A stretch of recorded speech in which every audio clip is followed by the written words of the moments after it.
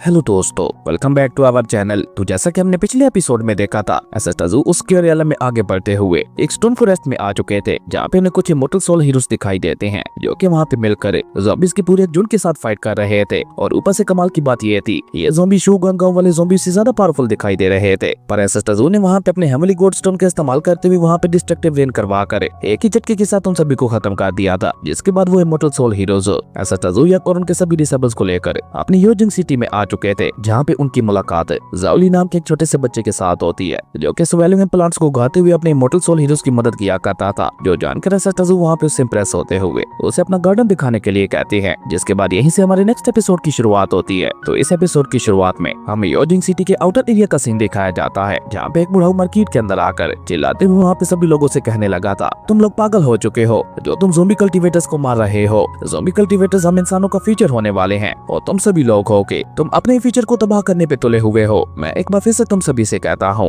Haven के खिलाफ मत जाओ, हेवन के रूल्स को फॉलो करते हुए राइट पाथ पे चलो। उस बुढ़ाऊ का नाम फेंग युआन गू था, जो कि लगातार वहाँ पे चिल्लाते हुए बस यही कहे जा रहा था, उन ज़ॉम्बी कल्टीवेटर्स को मारना बंद करो, वरना हेवन की तरफ से तुम लोगों को सख्त से सख्त सजा दी जाएगी। अभी भी तुम लोगों के पास अपनी गलती को सुधारने का मौका है। कल्टीवेटर्स, तुम तो समझदार हो, तुम लोग तो मेरी बात को समझो। ज़ॉम्बी कल्टीवेटर्स, हम इंसानों का फाइनल एवोल्यूशन होने वाले हैं, प्लीज उन्हें मारना बंद कर दो। पर इससे आगे वो बुढ़ाऊ फेंग युआन वहाँ पे कुछ भी कह पाता, उससे पहले ही हम देखते हैं कि कल्टीवेटर वहाँ पे पीछे से आकर उसे किक मार के नीचे जमीन पे गिराते हुए कहता है कि अपनी बकवास बंद करो। अगर हम लोग यहाँ पे ज़ॉम्बी कल्टीवेटर्स का मुकाबला करते हुए उन्हें खत्म ना कर रहे होते तो आज तक वो हम सभी को मार के हमें खत्म कर चुके होते, इसलिए अपनी ये बकवास बंद कर दो। और अगर तुम्हें वो ज़ॉम्बी कल्टीवेटर इतने ही ज्यादा पसंद है तो तुम उन्हीं के साथ ही जाकर क्यों नहीं रहते। उस कल्टीवेटर की ये बात सुनकर हम देखते हैं कि फेंग युआन वहाँ पे इतना ज्यादा घबरा गया था कि वो डर के मारे वहाँ से भागने लगा था। लेकिन भागते भागते वो वहाँ पे चिल्लाते हुए ये भी कह रहा था, तुम सभी लोग हेवन के खिलाफ जा रहे हो, लेकिन याद रखना, जो कोई भी हेवन के खिलाफ जाता है हेवन उसे तबाह कर देता है। बहुत जल्द तुम्हारी ये योगिंग सिटी भी पूरी तरह से तबाह हो जाने वाली है। इसी बीच हम देखते हैं कि एसेटाजू भी वहाँ पे अपने सभी डिसेबल्स के साथ पहुंच चुके थे, और उन्होंने भी वहाँ पे उस बुढ़ाऊ फेंग युआन का ये सारा ड्रामा देखा था, जिसके ऊपर एसेटाजू तो रिएक्ट नहीं करते। लेकिन बन्नी क्रो वहाँ पे उसका मजाक उड़ाते हुए कहता है, हेवन के रूल्स को तो हम लोग भी फॉलो कर रहे हैं, लेकिन ये लगता है बुढ़ाऊ पागल होते हुए अपने पास से ही हेवन के कुछ नए रूल्स को बना चुका है। और ये कहकर बन्नी क्रो वहाँ पे चिल्लाते हुए पीछे से उस बुढ़ाऊ से कहता है, हे बुढ़ाऊ, अगर तुम्हें वो ज़ॉम्बी कल्टीवेटर्स इतनी ज्यादा पसंद है तो सिटी से बाहर जाकर उन्हें अपने गले क्यों नहीं लगा लेते। अगर उन लोगों ने वहीं के वहीं तुम्हारा अंतिम संस्कार नहीं कर दिया तो फिर कहना। लेकिन तब तक वो बुढ़ाऊ वहाँ से निकल चुका था, जो देखकर ज़ाओली वहाँ पे मुस्कुराते हुए बन्नी क्रो और एसेटाजू से कहता है, आप इस बुढ़ाऊ की बातों के ऊपर ज्यादा ध्यान मत दीजिए, ये ऐसे यहाँ पे पागलों की तरह कुछ भी कहता रहता है, इसकी दिमागी हालत बिगड़ चुकी है, क्योंकि ऐसा लगता है ज़ॉम्बी कल्टीवेटर्स हम ह्यूमंस का रीइंकार्नेशन है। चलिए अब हम आगे बढ़ते हैं, लेकिन आगे बढ़ने से पहले सबसे पहले हमें लॉयल्टी गेट के पास जाकर मुझे अपना रिवार्ड लेना होगा। उसके बाद मैं आप सभी को लेकर अपने घर चलूंगा और वहीं पे आपको अपना गार्डन भी दिखाऊंगा, और उसी के साथ साथ आपको अपनी फैमिली से भी मिलवाऊंगा। आप जानते हैं मेरी बड़ी फैमिली में कौन कौन है, सिर्फ और सिर्फ मैं अकेला, इसलिए मेरा घर काफी ज्यादा बड़ा है, तो आपको वहाँ पे रुकने में कोई परेशानी भी नहीं होगी। ये कहते हुए ज़ाओली वहाँ पे एसेटाजू और बाकी सभी को लेकर लॉयल्टी गेट की तरफ निकल के आता। उसके बाद हमें वहाँ पे लॉयल्टी गेट के पास का ही सीन दिखाया जाता है, जहाँ पे स्मॉल ट्री नाम के एक छोटा सा बच्चा मैनेजर लियो के सामने गिड़गिड़ा रहा था। असल में मैनेजर लियो आउटर योगिंग सिटी के सभी अफेयर्स को सेटल करते थे, और वही वहाँ पे हर एक पर्सन को उनके टास्क के मुताबिक रिवार्ड भी दिया करते थे। पर बेचारा स्मॉल ट्री अब की बार कुछ भी नहीं उगा पाया था, जिसके चलते वो अपने इमॉर्टल सोल हीरोज की मदद भी नहीं कर पाया था, जैसा कि ज़ाओली ने की थी। इसलिए वो वहाँ पे मैनेजर लियो से रिक्वेस्ट करते हुए कह रहा था, मैनेजर लियो, इस बार मैं कुछ भी नहीं उगा पाया, प्लीज मुझे एक और लिक्विड की बोतल दे दीजिए, ताकि मैं भी स्वेलिंग प्लांट्स को उगा कर अपने इमॉर्टल सोल हीरोज की मदद कर सकूं। लेकिन मैनेजर लियो वहाँ पे बहुत एटीट्यूड के साथ उसे मना करते हुए कहता है कि मैंने तुम्हें कहा ना, तुम्हें और लिक्विड नहीं मिलने वाला, इसलिए अब मेरा दिमाग मत खाओ और चुपचाप दफा हो जाओ यहाँ से। वहीं ये सब पीछे से आते हुए ज़ाओली ने भी सुन लिया था, जो कि एसेटाजू और उनके डिसेबल्स के साथ वहाँ पे पहुंच चुका था, और आते साथ ही वो वहाँ पे मैनेजर लियो और स्मॉल ट्री को अपनी तरफ मुखातिब करते हुए उन दोनों से कहता है, आखिर यहाँ पे क्या चल रहा है, और स्मॉल ट्री तुम इस तरह से रो क्यों रहे हो। जबकि मैनेजर लियो तो वहाँ पे ज़ाओली को देखकर बहुत ही ज्यादा खुश हो चुका था। वो वहाँ पे खुश होते हुए कहते, ज़ाओली तो फाइनली तुम यहाँ पे आ ही गए। और ये कहकर मैनेजर लियो वहाँ पे ज़ाओली की तरफ ही आगे बढ़ने की कोशिश करते हैं, लेकिन बेचारा स्मॉल ट्री वहाँ पे उनका हाथ पकड़कर वहाँ पे उनसे रिक्वेस्ट करते हुए कहने लगा था, मैनेजर लियो प्लीज एक बार मेरी बात मान लीजिए और मुझे डिवाइन लिक्विड की बोतल दे दीजिए। पर स्मॉल ट्री की ये बात सुनकर हम देखते हैं कि मैनेजर लियो को वहाँ पे इतना ज्यादा गुस्सा आता है कि वो गुस्से से वहाँ पे अपना हाथ छुड़ाते हुए उसे पीछे की तरफ धक्का दे देता है, जिसके चलते बेचारा स्मॉल ट्री सीधे नीचे जमीन पे जा गिरा था। जो देखकर मैनेजर लियो वहाँ पे गुस्से से उसे जवाब देते हुए कहते हैं, मैंने तुम्हें बाकी सभी बच्चों की तरह सेम बीज और सेम स्पिरिचुअल लिक्विड दिया था, अब तुम खुद अपने स्वेलिंग प्लांट्स को नहीं उगा पाए तो उसमें भला हमारी क्या गलती है। जाकर खुद अपनी गलतियों को तलाश करो कि आखिर तुमसे गलती हो कहाँ पे रही है। तुम सभी लोग बेकार हो, बस ज़ाओली को छोड़कर तुम सभी लोगों को उससे फार्मिंग सीखनी चाहिए। अब मेरा और बहुत सारा मत खाओ और चुपचाप दफा हो जाओ यहाँ से। वहीं एसटाजू भी अपने सभी डिसेबल्स के साथ इस सारी सिचुएशन को बहुत ही गौर से देख रहे थे, लेकिन इस सिचुएशन में वो वहाँ पे कुछ भी नहीं बोलते। जबकि मैनेजर लियू की जली कटी बातें सुनकर बेचारा स्मार्ट ट्री वहाँ से रोते हुए जल्दी से भाग गया था। हालांकि जाओली उसे वहाँ पे रोकना तो चाहता था, लेकिन वो वहाँ पे जाओली की बात भी नहीं सुनता और जल्दी से वहाँ से भाग गया था। जबकि पीछे की तरफ हम देखते हैं कि जाओली को देखकर मैनेजर लियू अपना बिहेवियर पूरी तरह से चेंज कर लेता है और वहाँ पे बीजों से भरी एक थैली उठाकर उसे वहाँ पे जाओली को देते हुए कहता है, मेरे बच्चे जाओली, इस बार भी तुमने हमारे इमोर्टल सोल हीरोज का साथ देकर काफी बड़ा कंट्रीब्यूशन दिया है, इसलिए ये रहा तुम्हारा रिवार्ड। और ये कहकर मैनेजर लियो वो थैली उठाकर सीधा जाओली के हाथों में दे देता है और उसी के साथ साथ उसे वहाँ पे खुश करते हुए कहता है, चिंता मत करो, मैं इस तरह की एक और थैली तुम्हें दूंगा। मैनेजर लियो की ये बात सुनकर हम देखते हैं कि जाओली भी वहाँ पे काफी ज्यादा खुश हो गया था और वो भी वहाँ पे खुशी खुशी अपने रिवार्ड को एक्सेप्ट करते हुए मैनेजर लियो से सवाल करते हुए पूछता है कि ये सब तो ठीक है, पर क्या अब मैं इनर सिटी के अंदर जा पाऊंगा? जाओली की ये बात सुनकर हम देखते हैं कि मैनेजर लियो वहाँ पे उसके कंधे के ऊपर हाथ रखकर उसे वहाँ पे तसल्ली देते हुए कहता है कि तुम चिंता मत करो, तुमने यहाँ पे आउटर सिटी के अंदर रहते हुए सबसे ज्यादा स्पिरिचुअल रूट्स को उगाया है, जिसके चलते मुझे लगता है कि इस बार इनर सिटी के अंदर जाने वाले लोगों की लिस्ट में तुम्हारा नाम जरूर से आएगा और इस बात की गारंटी मैं खुद लेता हूँ। अब मैनेजर लियो की ये बात सुनकर तो हम देखते हैं कि बेचारे जाओली की खुशी का वहाँ पे कोई ठिकाना ही नहीं था। असल में आउटर सिटी के अंदर रहने वाले हर एक पर्सन का सपना था कि वो किसी तरह से इनर सिटी के अंदर जा सके। खैर उसके बाद जाओली मैनेजर लियो को अलविदा कहकर एसटाजू और उनके सभी डिसेबल्स को लेकर अपने घर आ गया था। जिसके बाद सीन चेंज होता है, हमें रात को जाओली के घर का ही सीन दिखाया जाता है, जहाँ पे एसटाजू अपनी चेयर के ऊपर बैठे हुए मजे से अपनी चाय पी रहे थे, जबकि बर्निकुरो वहाँ पे इनके साथ बैठा हुआ चांद को देख रहा था, क्योंकि आज चांद देखने में काफी ज्यादा बड़ा और खूबसूरत लग रहा था। जबकि पीछे की तरफ जाओली वहाँ पे बेचारा आराम ना करके वहाँ पे सारे स्पिरिचुअल लिक्विड को अपने छोटे से गार्डन के अंदर फैलाते हुए फार्मिंग कर रहा था और उसी के साथ साथ वहाँ पे मैनेजर लियो से मिले हुए नए बीजों को भी वहाँ पे अपने गार्डन के अंदर डाल रहा था। जिसे वहाँ पे सब करते हुए देखकर एसटाजू भी वहाँ पे उसके पास आकर कोर्टून में वहाँ पे उससे सवाल करते हुए पूछते हैं, क्या तुम यहाँ पे नए बीजों का इस्तेमाल करते हुए फार्मिंग कर रहे हो? जिसपे जाओली वहाँ पे एक्साइटेड होकर एसटाजू को जवाब देते हुए बताता है, हाँ बिल्कुल, असल में मुझे आज के आज अपना ये सारा काम खत्म करना था, इसलिए मैं यहाँ पे इस तरह से देर रात तक काम कर रहा हूँ, क्योंकि अगर मैं आज के आज अपना ये काम खत्म नहीं करता तो मैं अपने इमोर्टल सोल हीरोज की नेक्स्ट ट्रिप के लिए मदद नहीं कर पाऊंगा। जाओली की ये सारी बातें सुनकर हम देखते हैं कि एसटाजू वहाँ पे कोर्टून में उससे कहते हैं, तुम्हारी फार्मिंग काफी ज्यादा इंटरेस्टिंग लग रही है। एसटाजू की ये बात सुनकर जाओली वहाँ पे मुस्कुराते हुए एसटाजू से कहता है, बिग ब्रदर, क्या आप भी फार्मिंग को सीखना चाहोगे? जाओली की ये बात सुनकर हम देखते हैं कि एसटाजू तो उसे वहाँ पे कोई जवाब नहीं देते, जो देखकर जाओली खुद ही वहाँ पे एसटाजू का हाथ पकड़कर उनके हाथों में बीज की थैली रख देता है और उन्हें वहाँ पे गाइड करते हुए कहता है कि अब आराम से इन बीजों को उठाकर गार्डन में फेंकना शुरू कर दीजिए। जाओली की ये बात सुनकर हम देखते हैं कि एसटाजू वहाँ पे एक साथ ही अपनी डिवाइन सुप्रीम एनर्जी का इस्तेमाल करते हुए उन बीजों को वहाँ पे गार्डन के अंदर फेंक देते हैं, जो देखकर जाओली बेचारा वहाँ पे चिल्लाते हुए एसटाजू से कहता है, नहीं नहीं, आपको ऐसा नहीं करना था, एक साथ यहाँ पे इस तरह से इन बीजों को नहीं फेंका जाता, आपको इन सभी बीजों को अलग अलग थ्रो करना था, इस तरह से तो ये सारे बीज ज़ाया हो जाएंगे और मेरा स्पिरिचुअल लिक्विड भी इन्हें ग्रो नहीं कर पाएगा। लेकिन कोई बात नहीं, क्योंकि ये आपका फर्स्ट टाइम था इसलिए ऐसा हो जाता है, पर अभी रुकिए, आप मुझे इन सारे बीजों को उठाने दीजिए। और ये कहकर जैसी जाओली वहाँ पे इन बीजों को उठाने के लिए आगे बढ़ता है तो हम देखते हैं कि एसटाजू ने वहाँ पे एक चुटकी बजाकर अपने हेवनली गोल्डस्टोन को बाहर निकाल लिया था, जो कि जैसे ही वहाँ पे बाहर आता है तो एसटाजू उसे वहाँ पे आदेश देते हुए कोर्टून में बस इतना ही कहते हैं, स्पिरिचुअल रेन है। हम एसटाजू का यह आदेश पाकर वो हेवनली गोल्डस्टोन सीधा ऊपर आसमान में चला गया था और वहाँ पे अपनी गॉडली एनर्जी को रिलीज करते हुए स्पिरिचुअल रेन की बारिश करवाने लगा था, जो कि सीधा वहाँ पे नीचे आकर जाओली के गार्डन के अंदर गिरने लगी थी, जिसके चलते बेचारे जाओली का पूरा गार्डन वहाँ पे स्पिरिचुअल एनर्जी से भर गया था, जो देखकर जाओली खुद भी वहाँ पे सरप्राइज होते हुए कहता है, कितनी ज्यादा प्योर और पावरफुल स्पिरिचुअल एनर्जी है। जबकि सामने की तरफ हम देखते हैं कि उस स्पिरिचुअल रेन की वजह से उन सभी बीजों ने धीरे धीरे वहाँ पे उगना भी शुरू कर दिया था, जो देखकर तो बेचारे जाओली को वहाँ पे पूरे 440 वोट का झटका लगता है और वो अपने बीजों को इतना जल्दी उगते हुए देखकर हैरान होते हुए कहने लगा था, क्या इन्होंने इतना जल्दी ग्रो करना भी शुरू कर दिया? ये स्पिरिचुअल रेन तो मेरे स्पिरिचुअल लिक्विड से भी 100 गुना ज्यादा फास्ट है, जिसने एक ही झटके के साथ यहाँ पे मेरे बीजों को ग्रो कर दिया। और ये कहकर जाओली वहाँ पे खुशी के मारे चलते हुए वहाँ पे एसटाजू से कहने लगा था, बिग ब्रदर, आप तो बहुत ही ज्यादा कमाल के हैं। जाओली की ये बात सुनकर हम देखते हैं कि बर्निकुरो वहाँ पे उसके पास आकर उसे जवाब देते हुए कहता है, बच्चे ये तो कुछ भी नहीं है, अभी तुमने मेरे बॉस की ट्रू पावर को देखा ही कहाँ है। सच कहूँ तो अभी तक तो उसे मैंने खुद भी नहीं देखा,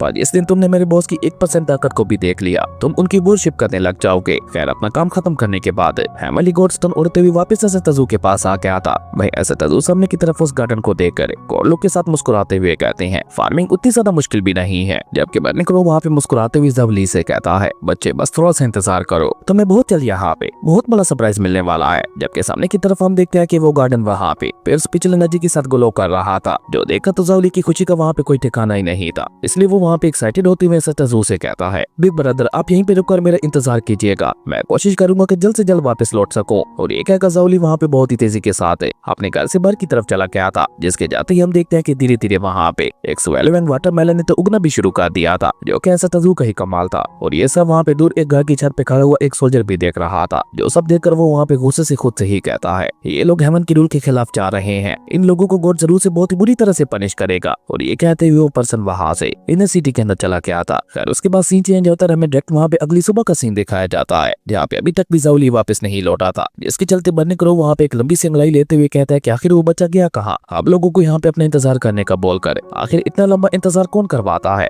उसके इंतजार में मैं पूरी रात सही से सो भी नहीं पाया, जबकि तब तक हम देखते हैं कि लिंगू और निंगजू भी वहाँ पे अपनी इन्वेस्टिगेशन को पूरा करके वापस आ चुके थे। लिंगू वहाँ पे काफी ज्यादा सीरियस होकर एसेटर को सारी सिचुएशन के बारे में बताते हुए कहता है, एसेटर मैंने पता लगा लिया है कि ये सारे बीच आ कहाँ से रहे हैं। असल में ये सारे बीच इनर सिटी से यहाँ पे लाए जा रहे हैं, जिनमें इतनी ज्यादा गंदगी है कि अगर इन्हें अकेले प्लांट किया जाए तो ये कभी भी ग्रो नहीं करेंगे। और स्वेलिंग प्लांट्स में ट्रांसफॉर्म होना तो बहुत दूर की बात है, पर इन्हें उगाने के लिए जो स्पिरिचुअल लिक्विड इन लोगों को दिया जाता है, सारी खासियत उसी में है। वो न सिर्फ इन बीजों की गंदगी को दूर करता है, बल्कि उसी के साथ साथ उन स्वेलिंग प्लांट्स को उगने में भी मदद करता है। पर सबसे अजीब बात तो ये है कि ये स्पिरिचुअल लिक्विड बस ज़ाओली को ही रियल दिया जाता है, जबकि बाकी सभी लोगों को स्पिरिचुअल लिक्विड के नाम पर बस आम वाटर दिया जाता है, जिसके चलते ज़ाओली को छोड़कर बाकी कोई भी इन स्वेलिंग प्लांट्स को नहीं उगा पाता। लिंगू की सारी बातें सुनकर हम देखते हैं कि ऐसा तजू तो वहाँ पे ज्यादा रिस्पॉन्स नहीं देते, लेकिन बर्निंग और निंगजू को एक बहुत ही बड़ा झटका लगता है। इवन निंगजू तो वहाँ पे हैरान होते हुए कहते हैं, तो इसका मतलब है कि ये सभी लोग मिलकर यहाँ पे बेचारे ज़ाओली का इस्तेमाल कर रहे हैं।